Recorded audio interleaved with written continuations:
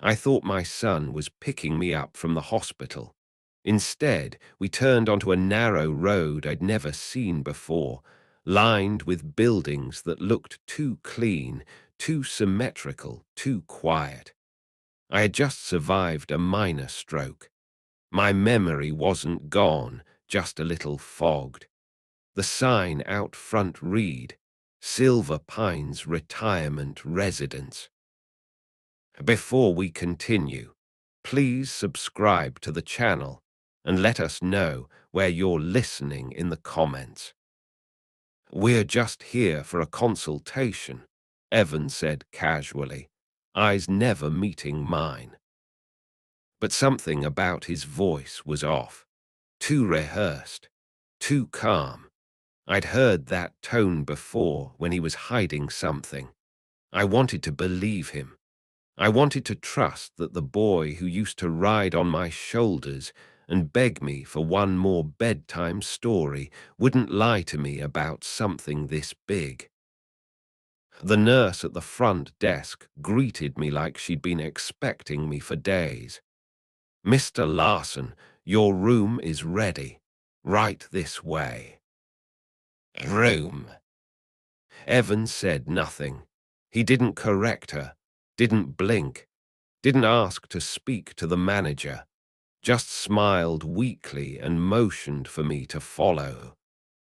I stood there, frozen in my own shoes.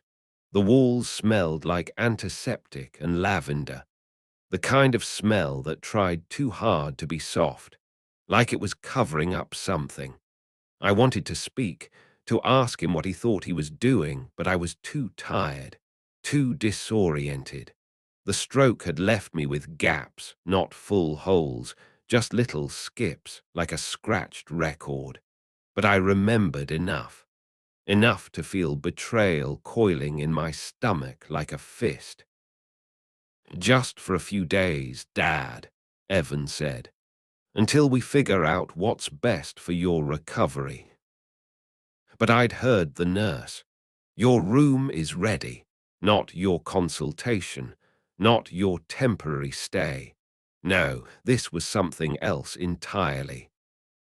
They wheeled me down a hallway where every door looked the same. Beige, numbered plaques. Carpet that muffled footsteps.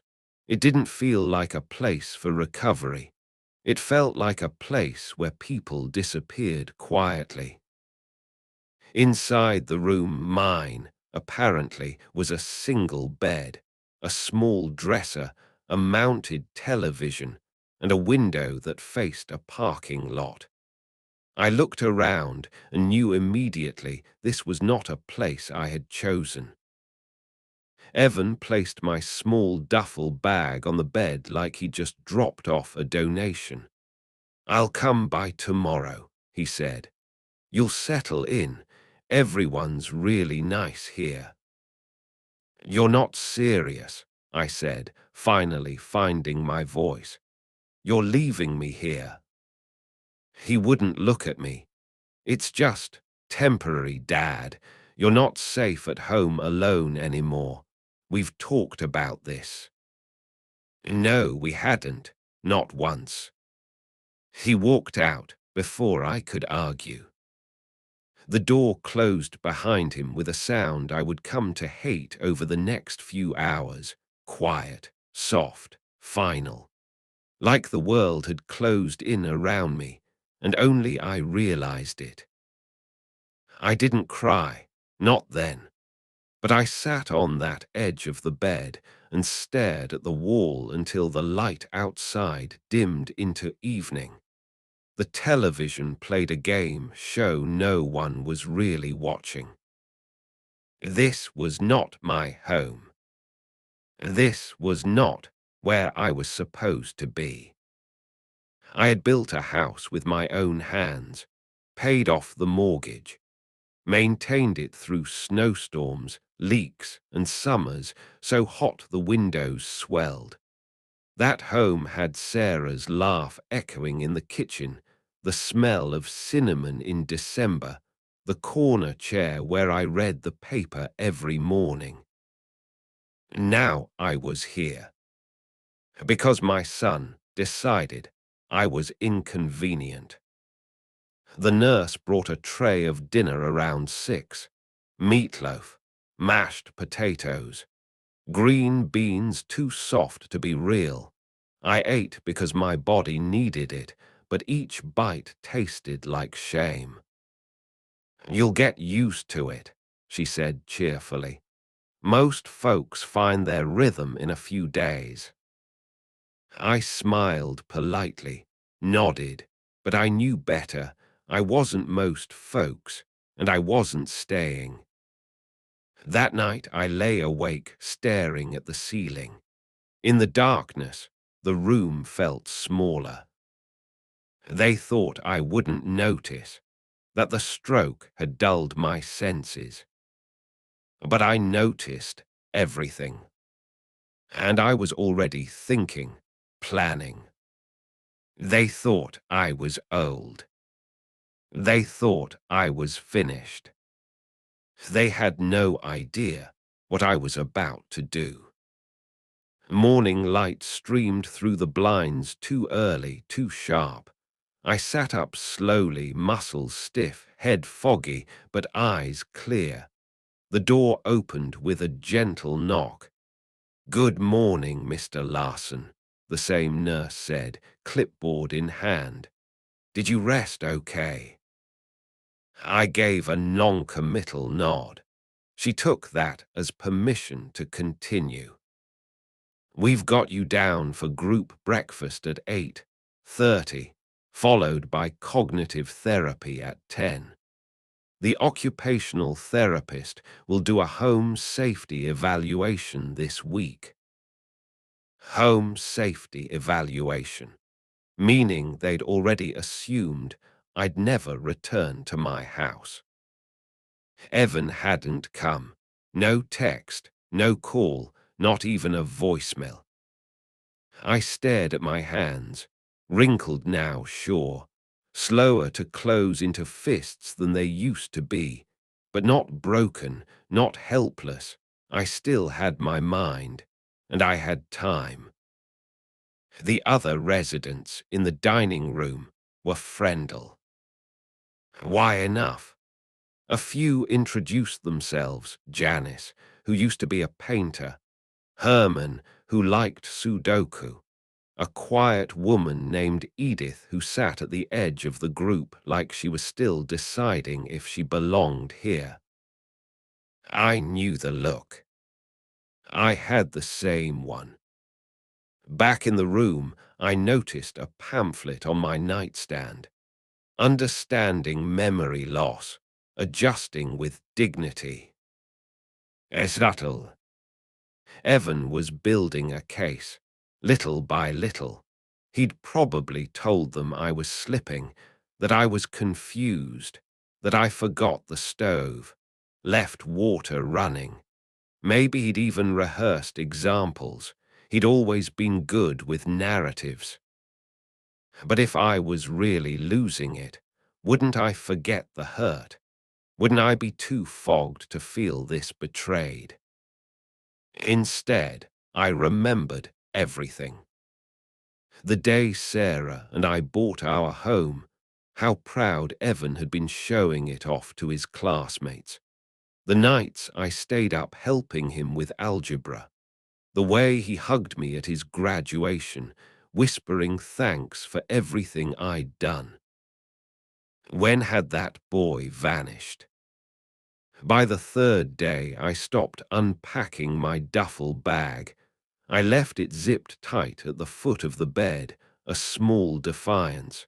The staff tried to ease me in. "Maybe your son just wants what's best." Maybe. But what's best always has two sides. One side for the person in question, the other for the one making the decision. During recreational hour, they passed around paints and sketchbooks. I didn't touch them. My fingers weren't trembling because of age. They were shaking with restraint. Every cell in me wanted to storm out the door and scream, but I didn't. I waited. That night I found the administrative office, after hours, empty. I sat in the dark leather chair and stared at the corkboard behind the receptionist's desk. Staff schedules, emergency contact forms, building maps. In one corner, a file drawer labeled financials. I knew enough about places like this to know they didn't come cheap. Evan was paying for this out of my pension, or worse, out of the emergency fund Sarah and I built over decades. He hadn't told me a thing, no questions, no discussions. He'd simply placed me here, as if I were a dusty heirloom. The next day I asked to borrow a phone. They handed it over without hesitation. I dialed my lawyer, Judith Klein, a sharp mind, loyal to a fault. She helped me with estate matters after Sarah passed. Judith, it's me, I said. I need you to visit discreetly. She didn't ask questions. She just said, name the time. I gave her Thursday, late afternoon, visiting hours. Now I had a timeline, a plan. At dinner that evening, I didn't touch my food. The mashed carrots looked too cheerful. A nurse named Marcia sat beside me. You're adjusting slower than most, she said gently. I looked her in the eye. You ever been forced into something and told it's for your own good? She blinked, hesitated, then said nothing. Because she understood. They all did, I realized. Every staff member who worked here probably knew stories like mine, but routine dulled outrage. After a while, this just became a job. Not to me. This wasn't just about a room or mashed carrots. It was about dignity, about how easily people assume they can make your decisions for you once your hair turns grey and your bones get slow. Evan had underestimated one thing. I wasn't fading. I was watching. And when Judith arrived, so would the first gust of the storm.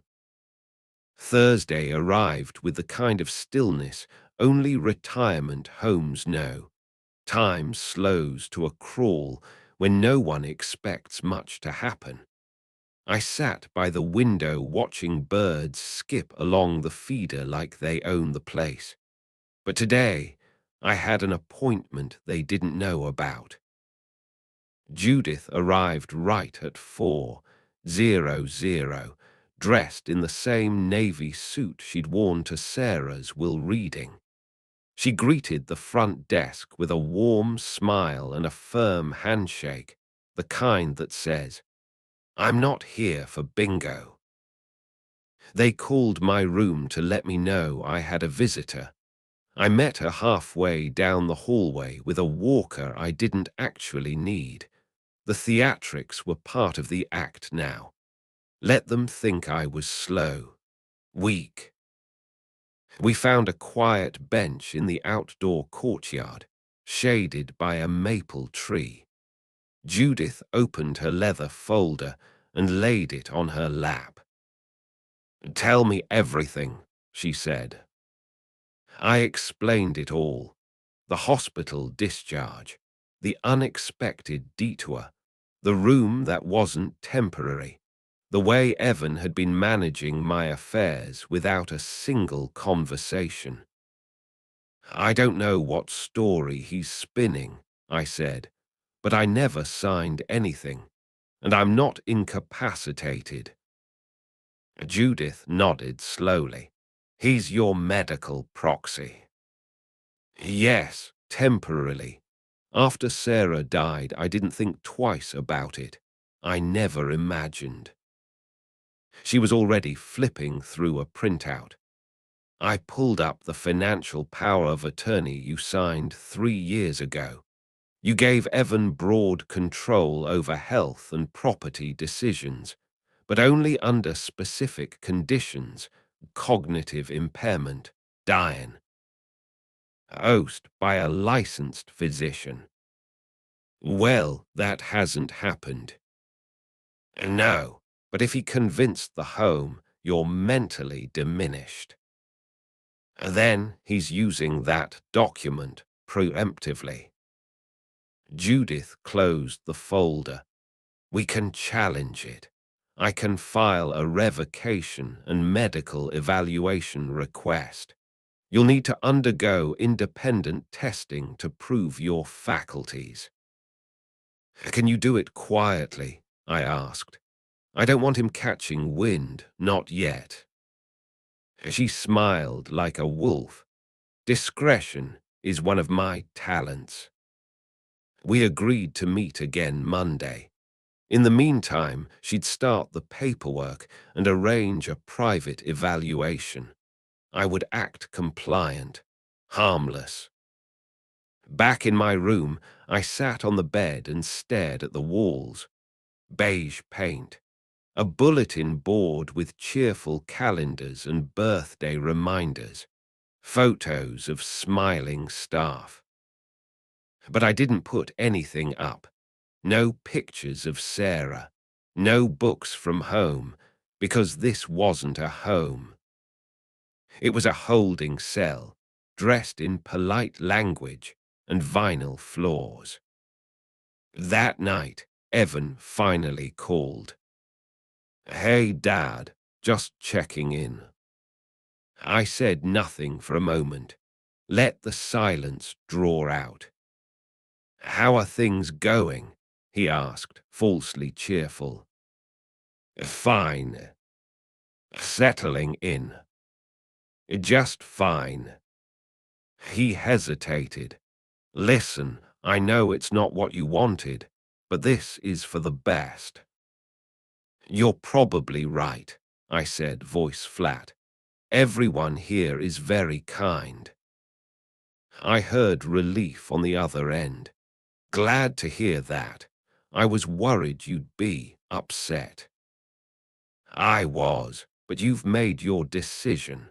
I'm learning to accept it." There was a pause, and then the call ended after a few more pleasantries. I set the phone down and stared at the receiver like it had betrayed me. She had no idea. Not yet. The next few days were a blur of artificial smiles and forced engagement. I attended the painting session, nodded politely during movie night, even shared a few polite conversations with Edith, who finally began talking. She told me she had 3 kids, only one visited, the other 2. They just found it easier once I was somewhere else. I asked if she signed herself in. She looked away. It doesn't matter now. But it did. They all had stories like mine, some more tragic, some simply sad. Each of us reduced to polite burdens the world tucked away under the guise of love and concern. I began writing every night, not for publication, not even for legacy, but for Judith, a log of everything I saw, heard, suspected. Names, phrases, anything that might help her make the case. Because this wasn't just about me anymore. It was about a generation being silenced by convenience. And I was going to be the man who showed them what that silence really cost. Monday morning came with soft rain tapping against the window. Judith was scheduled to return by noon with the neurologist she'd arranged, someone independent of Evan's insurance network, a man named Dr. Ben Hirsch. I dressed early and even shaved, which startled the nurse on duty. "You've got a visitor today?" she asked. "I try to keep up appearances," I said. She smiled and moved on, but I caught the glance she gave my chart before she left. At 11:52, I saw Judith's car pull into the parking lot. A few minutes later, she entered the room with Dr. Hirsch, a calm, bespectacled man with a canvas briefcase and the careful politeness of someone who's been around far too much family tension. He closed the door gently behind him. "Mr. Larson, I understand you've had a minor stroke, but wish to assert your cognitive clarity regarding your current living situation." "I'm more than capable," I said. Judith nodded to me encouragingly. We spent over an hour running tests, memory recall, logic puzzles, spatial awareness, even moral reasoning questions. My answers were slow but precise. Dr. Hirsch marked every one with neat little checks on his pad. "Your short-term memory has some fog," he finally said, "but your judgment, reasoning, and awareness are completely intact. Any competent neurologist would support that you're of sound mind." "Will that be enough to revoke the power of attorney?" I asked. "Yes," Judith said. "With this documentation, we can file the revocation and serve Evan with notice. He'll no longer be able to make legal decisions on your behalf without direct consent." "And the retirement home?" She gave a tight smile. "Once the proxy is revoked, your residency here becomes voluntary, and voluntary residents can leave." Dr. Hirsch extended his hand. "It's been a pleasure, Mr. Larson. I hope you're out of here soon." After they left, I sat on the bed and exhaled for the first time in days. The fog of helplessness was lifting, replaced by something sharper: resolve. That evening, Evan showed up. I was in the lounge, watching some dated comedy show with Herman and Edith when the front desk called my name. I took my time walking up. I wanted him to wait. He was holding a takeout bag and a six-pack F sparkling water, a peace offering. "Thought I'd bring your favorite," he said. "Pulled pork from Danvers?" I asked flatly. He nodded. "Figured you'd be sick of cafeteria meatloaf." I didn't answer. We sat on the little visitor chairs near the window. He unwrapped the sandwich, but I didn't touch it. "You doing okay?" he asked. "The staff say you're cooperating."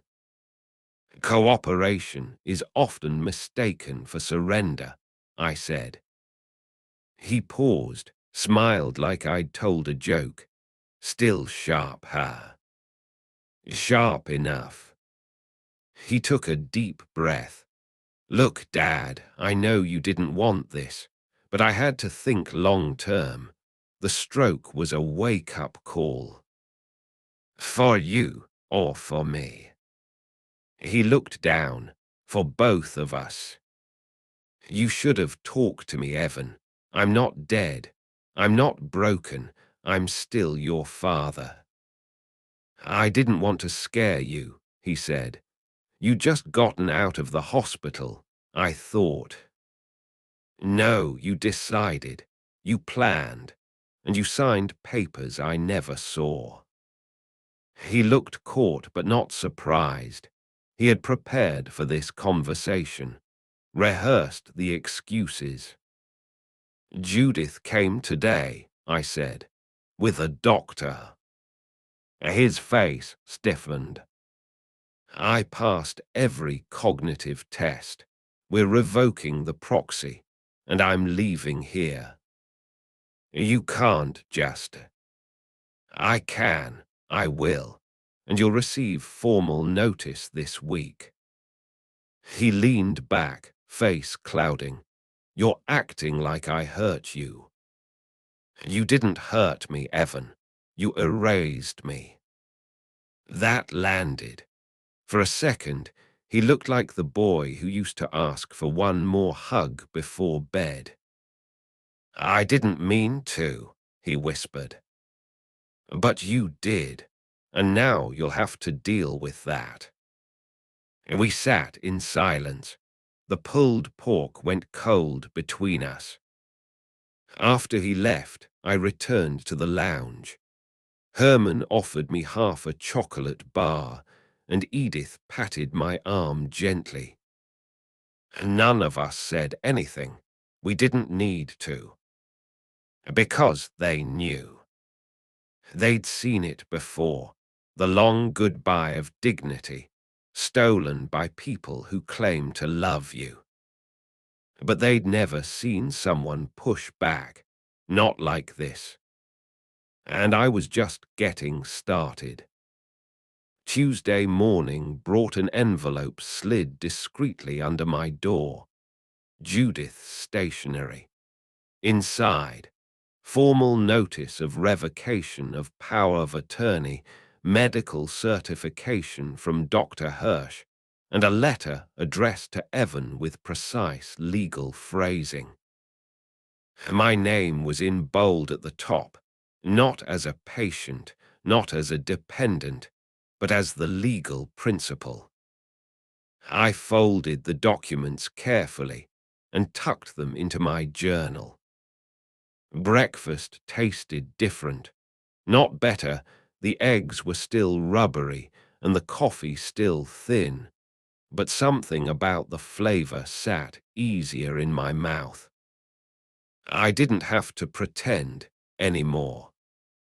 The nurses noticed it too, the way I carried myself, my voice steadier, my back a little straighter. Feeling stronger today, one of them asked. Something like that. Evan received the letter that afternoon. I knew it before the front desk even called me.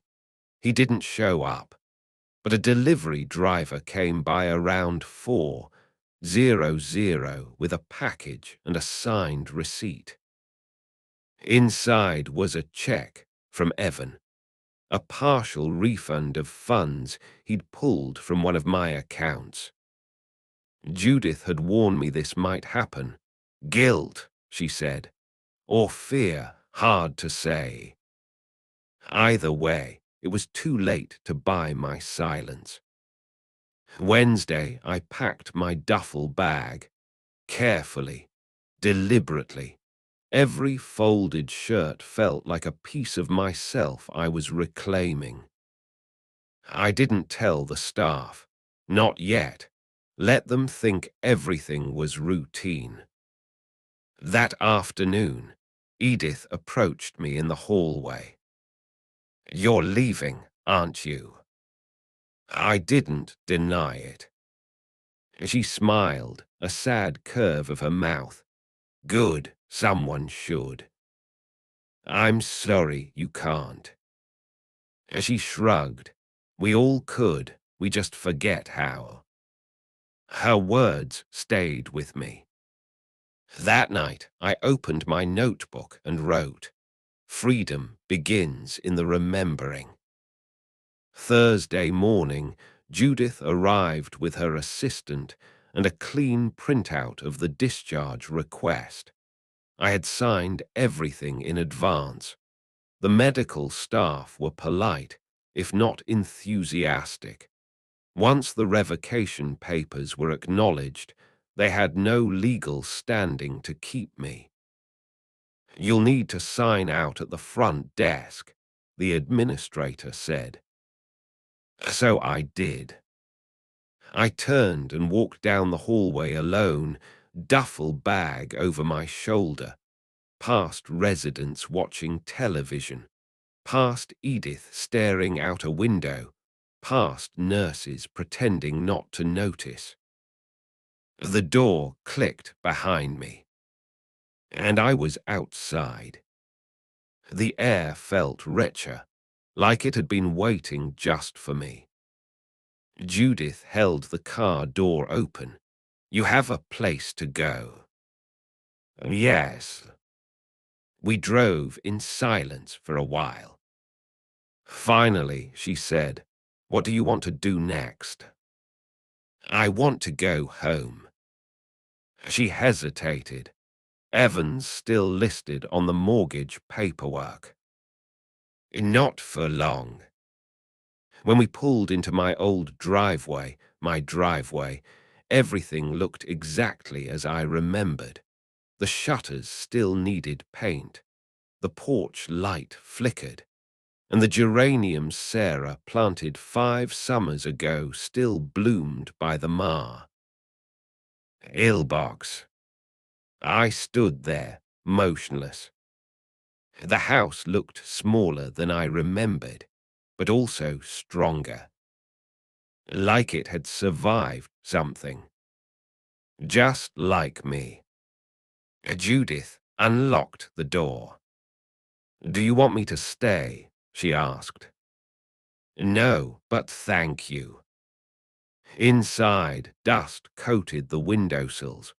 The furniture sat like it had been asleep, waiting for someone to wake it.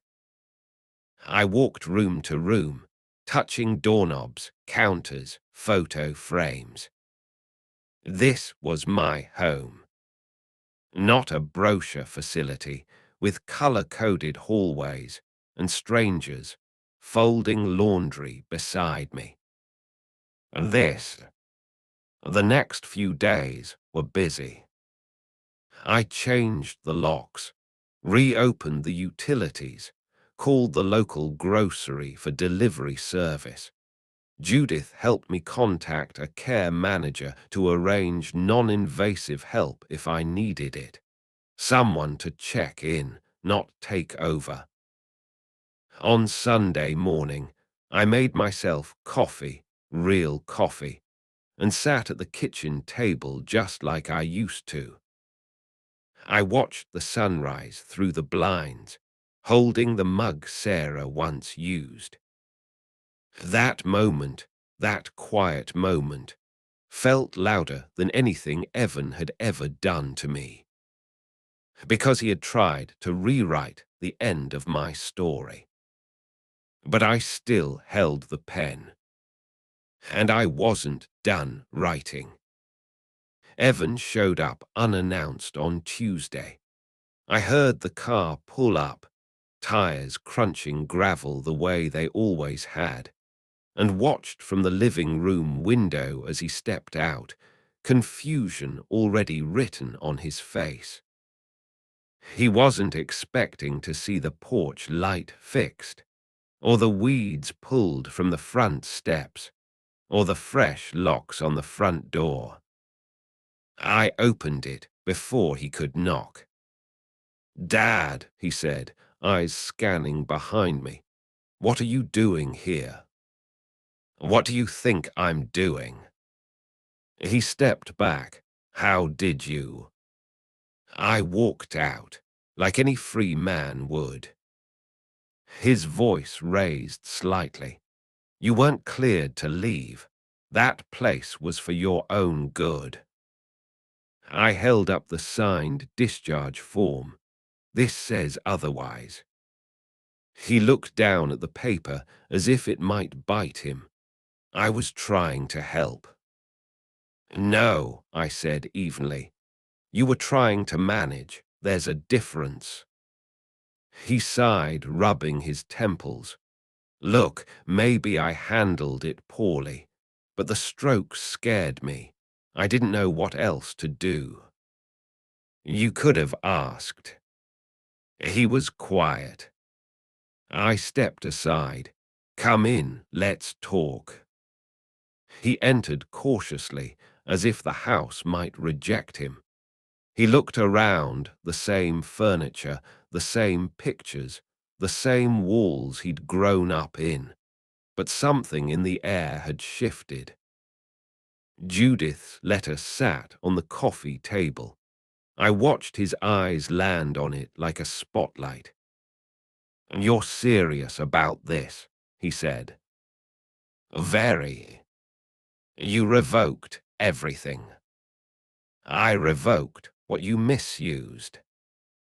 He sank into the old armchair. "I didn't mean to take over. I just thought if I could get ahead of it." "You could control the outcome." He nodded slowly. "That's fair." We sat in silence for a moment. I studied him, my son. The boy who once scraped his knees on this floor, now a man unsure of how to repair what he'd broken. "I'm not angry," I finally said. "Not in the way you think." "Then how?" "I'm disappointed, deeply. But more than that, I'm awake now.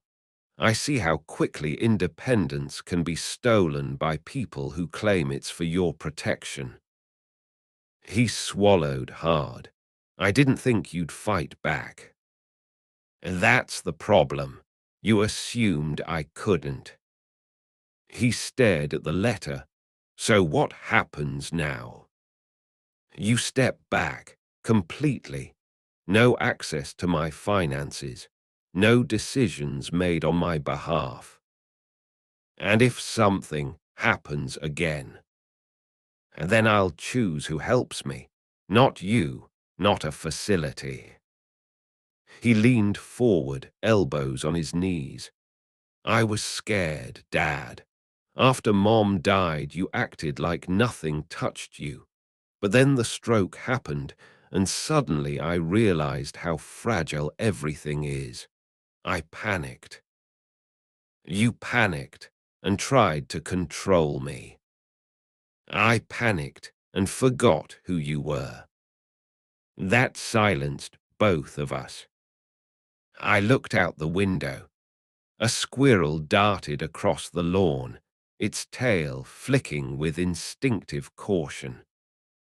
"I don't hate you," I said, "but trust isn't something you get back just because you're sorry." "I know." He stood, hesitated. "Do you want me to go?" "Yes." He turned to leave, then paused at the door. "I'll do better. If you ever decide you want me around again, I'll be here." I said nothing. The door closed with a click softer than I expected. I sat back down and let the quiet return. It filled the house like warmth, not loneliness. Because for the first time in weeks, this silence wasn't empty. It was earned. And it was mine. The next few days passed with a kind of clarity that only comes after something irreversible. I settled back into a rhythm. Morning coffee, small walks around the block, light chores that reminded me I was still capable. Evan didn't call. He didn't come by. I wasn't surprised. Judith stopped by Friday afternoon with updates. "His lawyer called," she said, setting her bag on the kitchen counter. "It seems Evan didn't expect you to move this quickly." I poured her a cup of coffee, real coffee. She took it gratefully. "He's not contesting anything?" I asked. "No, not yet. If he was going to, he'd have filed something by now. Honestly, I think he's reeling." I nodded slowly. Good. She looked at me for a long moment. You handled this better than most people could have. I had to, I said. There was no one else. After she left, I pulled out the small wooden box Sarah had kept under the bed.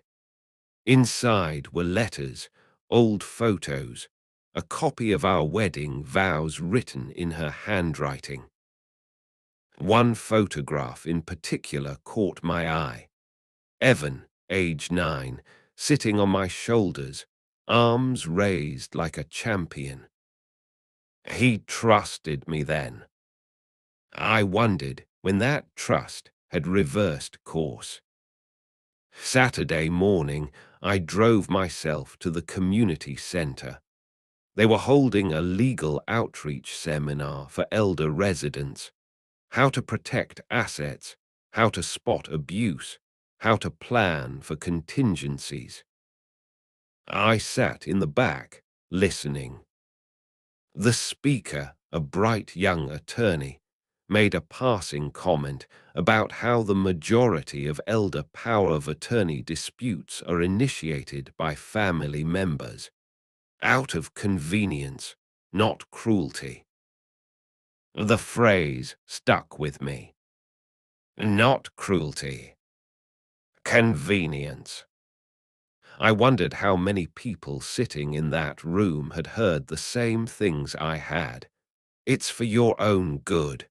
You're not safe anymore. You won't even notice the change.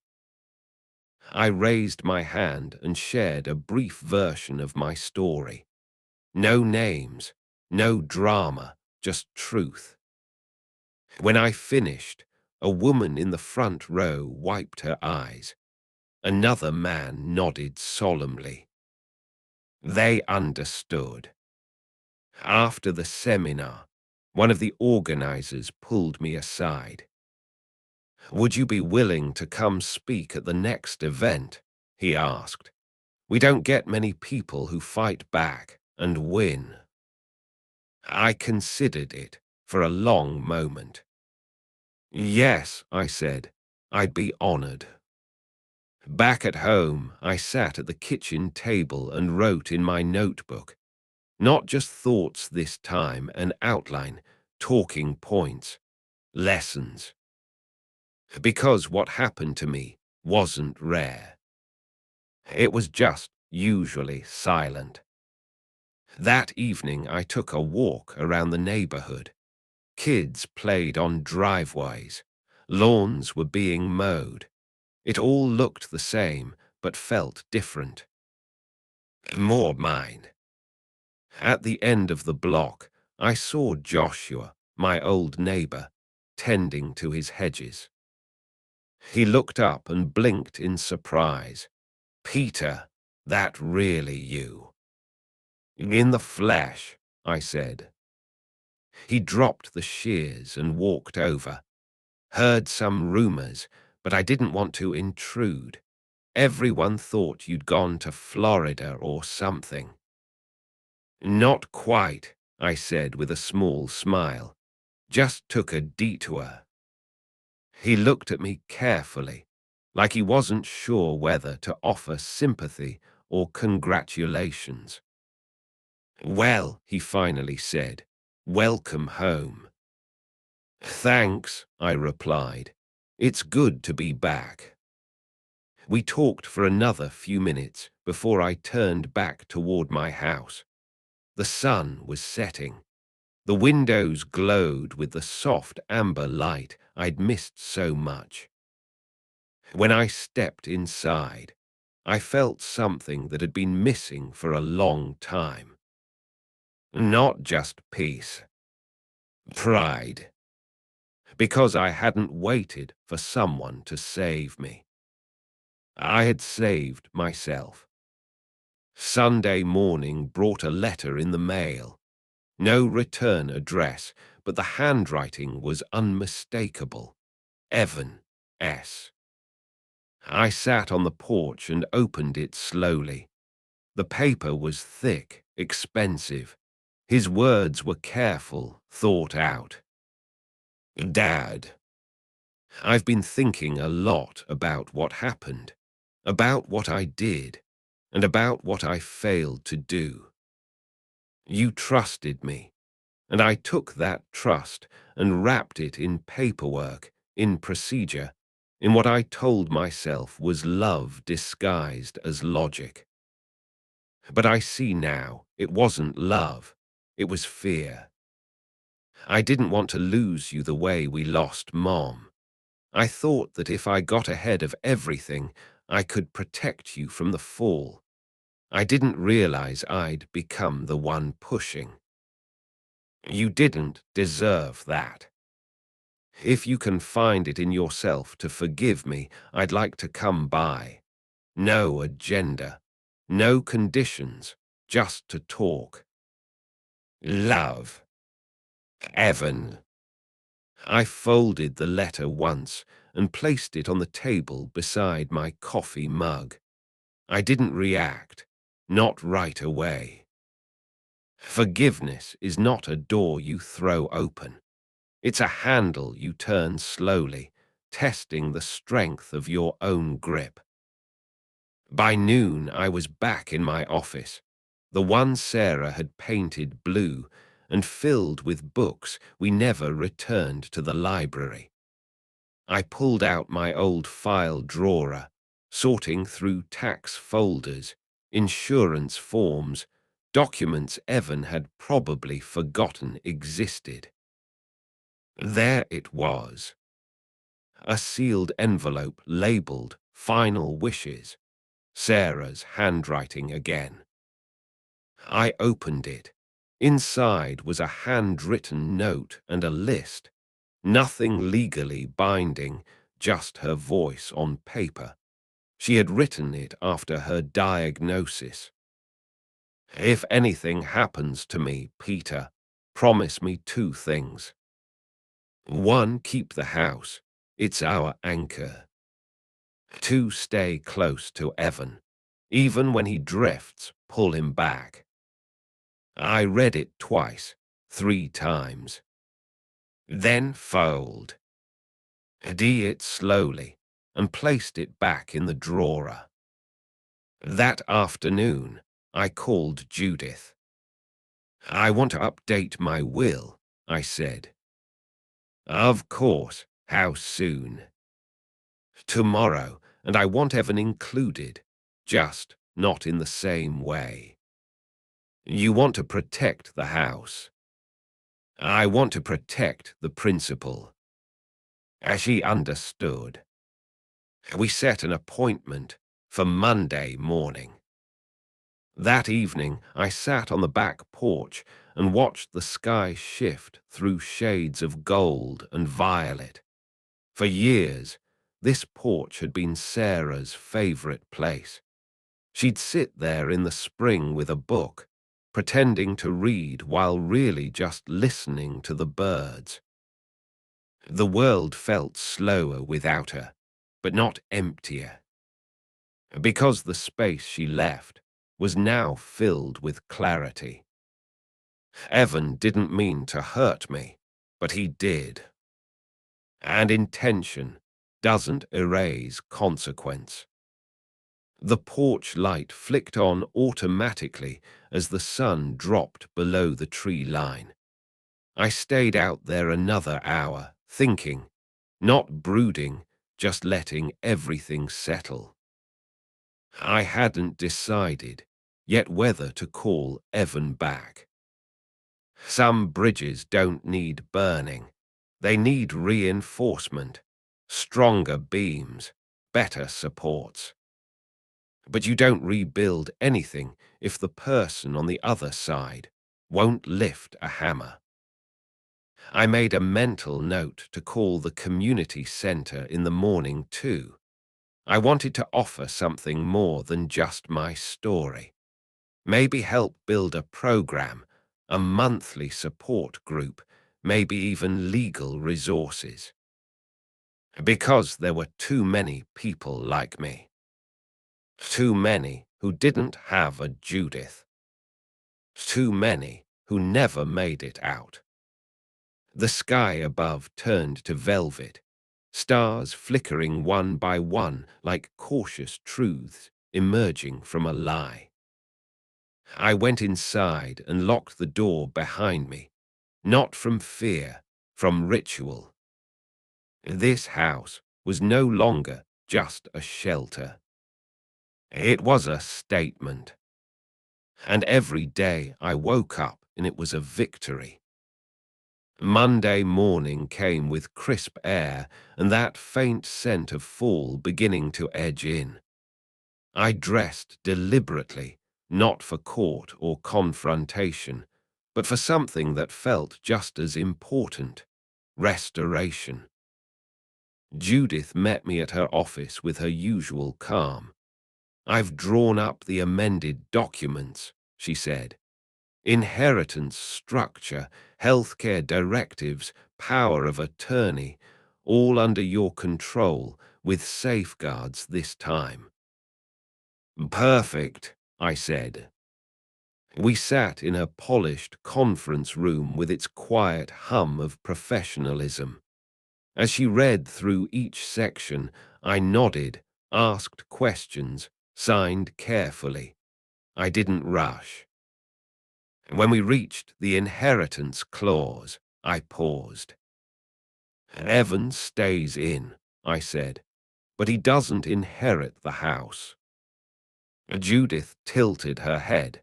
"You sure?" "Yes, he'll receive what's fair, but the house, it needs to mean more than convenience." She understood immediately. "It'll go into a trust then, a legacy clause." "Exactly.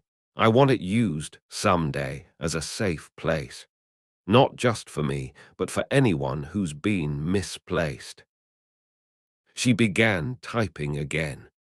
"We'll set up the Larson Legacy Trust. It'll hold ownership of the home after your passing, designated for elder housing or transitional care, however you define it."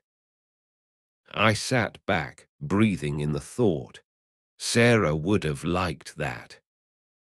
I think she would have loved it. The documents were finalized by noon. I left her office feeling lighter, steadier.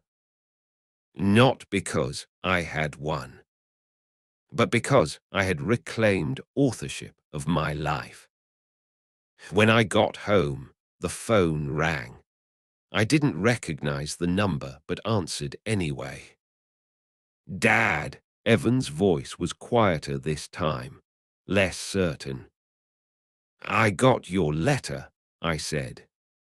"I figured. I made some changes to my will. My healthcare directives, everything has been updated." He didn't interrupt. He was listening now. "I haven't written you out," I said, "but the house isn't going to you anymore." A pause. "I understand. You're still my son, Evan. That doesn't change. But this house, this was your mother's anchor.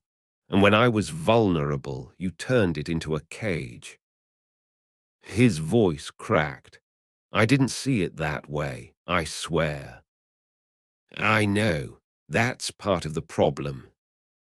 We sat in silence for a while. Finally, he asked, "Can I come by? Not for anything formal, just to talk." "Not yet." Another pause. "Okay." I could hear the weight land on him, the realization that forgiveness wasn't a switch. "I want to get there," I added, "but it'll take time." "I'll wait," he said. After we hung up, I opened the back door and let in the breeze. The house had never felt more like itself. Later that afternoon, I called the community center, spoke with the director, told him I wanted to donate time, not just money. Start a monthly workshop. Bring in legal experts. Offer help to anyone who felt like they were disappearing. You'd be surprised how many people ask for something like that, the director said. I'm not, I replied. Not anymore. That evening, I pulled out an old wooden box from the back of the closet. Inside were index cards, recipes Sarah had writ. 10 in her neat, looping script. I picked one, her peach cobbler. The kitchen still smelled like her when the oven warmed. I baked. For the first time in years. Because reclaiming a life isn't just about paperwork. It's about smell, sound, memory. It's about choosing to keep showing up for yourself. When the cobbler cooled, I made 2 servings, plated both, sat one across from mine the way Sarah used to when Evan came over for dessert. Not because she expected someone to join, but because she believed someone eventually would. I sat there, eating slowly, watching the light outside fade into a soft, forgiving dusk. The world hadn't become perfect, but I had made my corner of it just right enough. A week passed. The house settled into itself, as if relieved to be occupied by peace instead of conflict. I swept the porch every morning, brewed coffee with Sarah's old French press, watched the world move slowly through the frame of my own making. On Wednesday, there was a knock at the door, not the frantic knock of guilt, nor the casual knock of assumption, a soft, uncertain rhythm. I opened it to find Evan, standing with his hands in his coat pockets and his eyes fixed somewhere near my shoulder. I brought groceries, he said, lifting a paper bag from his side. Fresh produce. You mentioned you liked stone fruit this time of year. I nodded. Come in. He entered cautiously, removed his shoes without being asked, walked to the kitchen and unpacked everything like he'd done it 1,000 times. We didn't talk right away. He handed me a peach. I rinsed it in the sink. Only after I took a bite did he finally speak. Dad, I've been going to a counselor. That made me look up. I didn't want to, he added quickly, but I figured if I was willing to take control of your life, I should be just as willing to examine mine. Good, I said. I didn't realize how much pressure I was carrying since Mom died, how much I resented you for not falling apart like I did. I leaned back in the chair, letting that one settle. I thought being strong meant hiding pain, I said. Turns out it can just mean waiting your turn to feel it. He nodded. I told the counselor about everything, the hospital, the care home, what I did. Did it help? Some, but what helped more was hearing her say, you don't fix grief by managing people. You fix it by being willing to feel lost for a while. That's a smart counselor. He looked at me, really looked. You were never lost, were you? Oh, I was, I said, but I never stopped walking. He sat down across from me, not as a son demanding forgiveness, just as a man asking to be understood. I know I don't deserve this visit, he said. "That's not true," I replied. "You do, but not because of the groceries or the counseling or the letter. You deserve this because you showed up, honest, small, and without an agenda." He swallowed hard. "I miss Mom every day." "So do I. She'd hate what I did to you." I said nothing for a moment. Then, yes, she would. He didn't try to excuse it, didn't flinch. There in that silence, something shifted. Not forgiveness, not yet, but the kindling of it. I stood and walked to the cabinet, pulling out 2 coffee mugs. His favorite one still had the chipped handle from when he dropped it at age 16. "You still take sugar?" I asked. He smiled. I switched to honey. "Of course you did." We sipped in silence, letting the warmth fill the space between us. Not as father and child, not as victim and offender, just as 2 men trying to stitch something back together, slowly, carefully, stitch by stitch. That night, after he left, I wrote in my notebook, "Rebuilding isn't about making things how they were.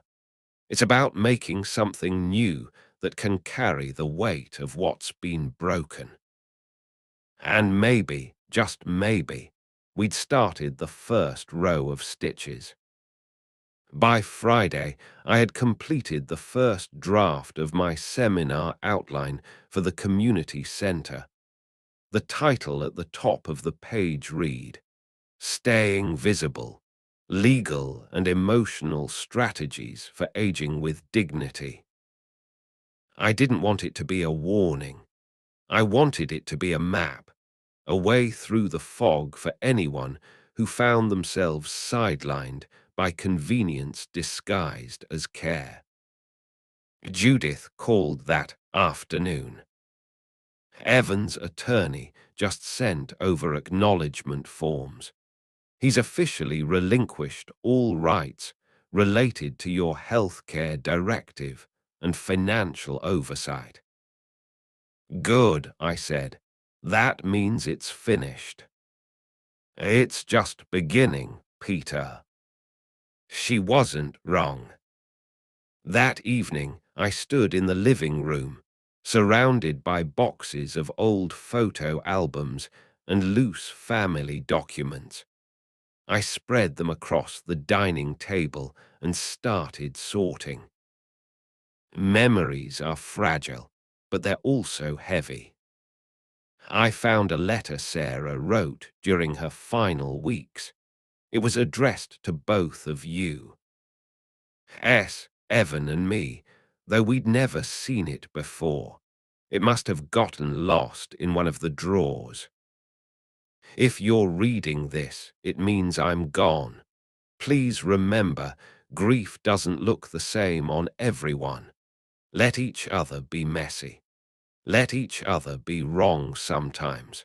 But don't let the distance grow thicker than the memory of who we are together."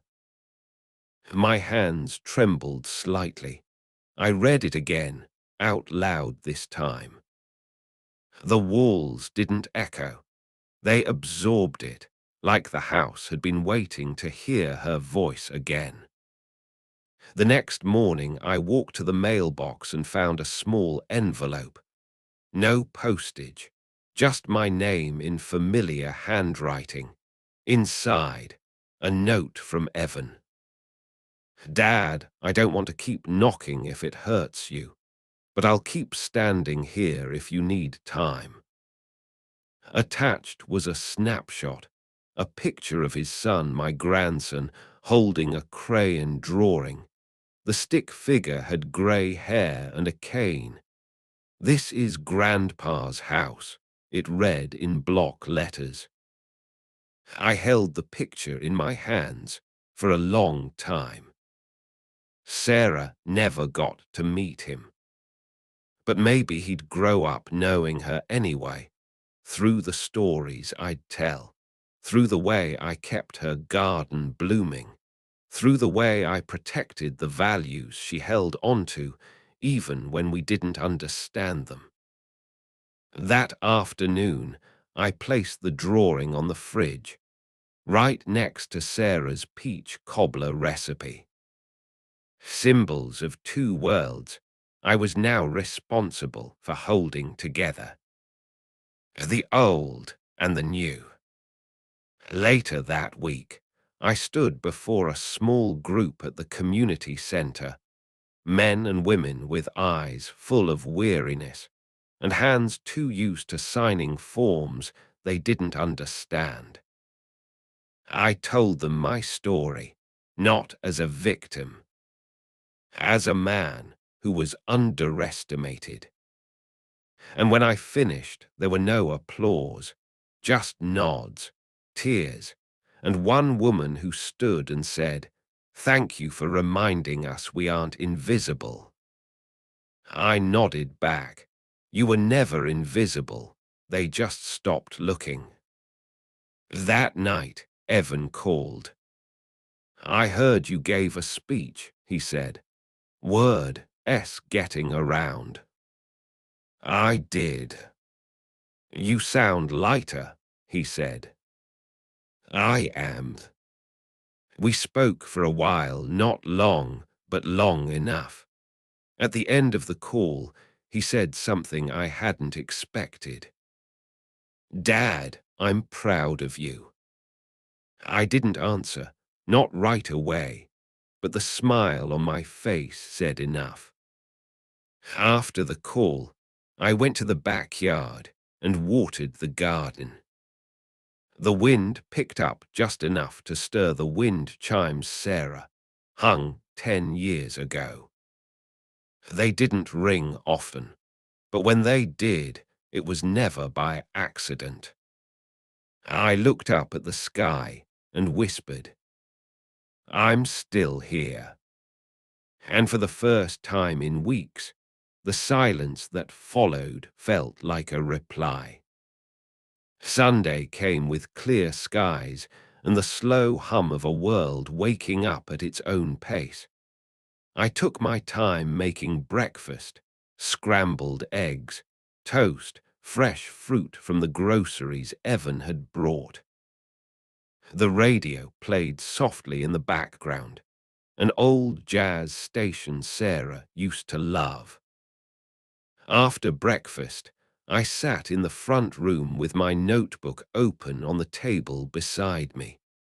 The last few pages had become less about anger and more about reflection, not what had been taken from me, but what I had reclaimed. Not through confrontation, but through clarity. At noon, there was a knock at the door. I opened it to find Evan standing beside his son, my grandson, a small backpack slung over his shoulder and a hopeful look in his wide eyes. "I told him you made the best grilled cheese," Evan said. The boy held up a box of sliced cheddar. "Can we make lunch here?" I stepped aside. "You're just in time." They came in like they used to, shoes left by the mat, coats hung on the peg, small noises that filled the house without overwhelming it. In the kitchen, I guided small hands as we buttered bread and flipped sandwiches just right. The smell of melting cheese and toasted crust brought a wave of nostalgia so strong I had to steady myself against the counter. We ate together at the table, the boy talking about school and bugs and his favorite superhero. Evan sat quietly, just listening, grateful to be allowed back into a space he once jeopardized. When we finished, the boy jumped up to explore the backyard. Evan stayed behind, his hands wrapped around a chipped mug that used to be Sarah's. "I want to come by regularly," he said. "No assumptions, no pressure, just visits, if that's okay." I nodded. "We'll see how it goes." "I've got a long way to go, don't I?" "You're already walking." He smiled faintly. "You've changed. You seem lighter." "I finally realized something," I said. "I'm not here to be managed or tolerated. I'm here to live. And that means drawing my own lines, even with people I love." "Especially with people you love," he added. The boy returned a few minutes later, holding a pebble he swore looked like a heart. I placed it on the windowsill next to Sarah's wind chimes. That evening, after they left, I sat outside under the porch light, the house behind me. I didn't just feel like mine again, it felt stronger, more sacred. The kind of place where boundaries were respected, where mistakes didn't erase history, and where forgiveness wasn't a gift, but something that had to be earned over time.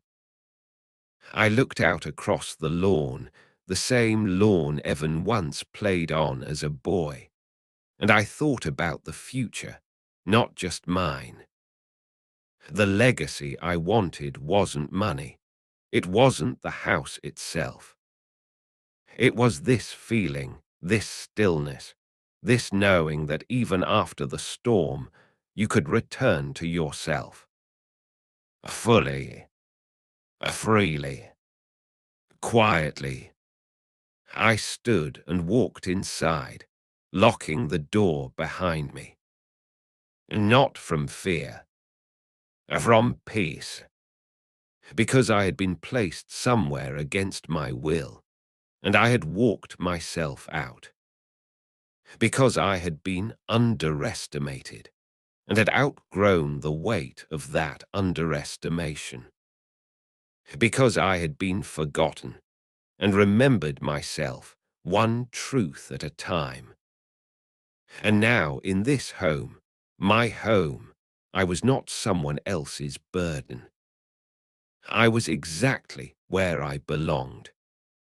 If you liked this story, please like the video, subscribe to the channel, and share your thoughts in the comments. To hear the next story, click on the box on the left. Thank you for watching.